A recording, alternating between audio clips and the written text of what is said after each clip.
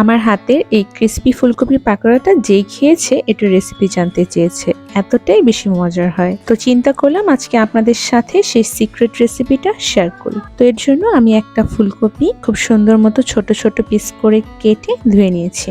এখন চুলায় পর্যাপ্ত পরিমাণ পানি আর লবণ দিয়ে ফুলকপিগুলোকে প্রায় 80% মতো সিদ্ধ করে নিব। পুরোপুরি সিদ্ধ করে নেওয়া যাবে না, 70 or 80% সিদ্ধ করে নিলেই হবে। এখন একটা বাটিতে তুলে নিচ্ছি। এখন দিয়ে দিচ্ছি 1 চা চামচ পরিমাণ শুকনো মরিচের গুঁড়া, 1/2 চা চামচ পরিমাণ হলুদের গুঁড়া, 1/2 চা চামচ পরিমাণ ভাজা জিরার গুঁড়া, 1/2 চা চামচ পরিমাণ ধনিয়া গুঁড়া, 1/2 চা চামচ পরিমাণ গোলমরিচের গুঁড়া, 1/2 চা চামচ পরিমাণ লবণ, 1 চা চামচ আদা বাটা, 1 চা চামচ রসুন বাটা, 1/2 কাপ পরিমাণ ময়দা। আপনারা এখানে চাইলে বেসনের গুঁড়াটা ব্যবহার করতে পারেন। আর দিয়ে দিচ্ছি 1/4 কাপ পরিমাণ কর্নফ্লাওয়ার। আপনারা এখানে চাইলে চালের গুঁড়াটাও ব্যবহার করতে পারেন। এখন অল্প অল্প করে নরমাল পানি দিয়ে ফুলকপির সাথে এই মশলাগুলোকে খুব ভালো মতো মিশিয়ে নিচ্ছি। একবারে বেশি পানি দেওয়া যাবে না, তাহলে আবার ব্যাটারটা একদম পাতলা হয়ে যেতে পারে। একদম অল্প অল্প করে পানি দিয়ে ফুলকপির সাথে মশলাগুলোকে খুব ভালো মতো মিশিয়ে নিচ্ছি। দেখুন আমি কিভাবে ফুলকপিগুলোকে একদম কোট করে নিয়েছি। একদম উপর থেকে একটা হালকা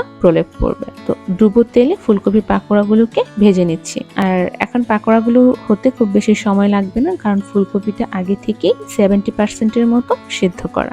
2-3 মিনিট সময় নিয়ে নেড়ে চেড়ে গোল্ডেন কালার করে ভেজে নিলেই হবে। তো এখন গরম গরম সসের সাথে পরিবেশন করুন। আপনারাও চাইলে এই শীতে ফুলকপির পাকোড়াটা ঘরে তৈরি করে নিতে পারেন। আর আমাকে অবশ্যই জানাবেন আমার রেসিপিটি কেমন হলো। আল্লাহ হাফেজ।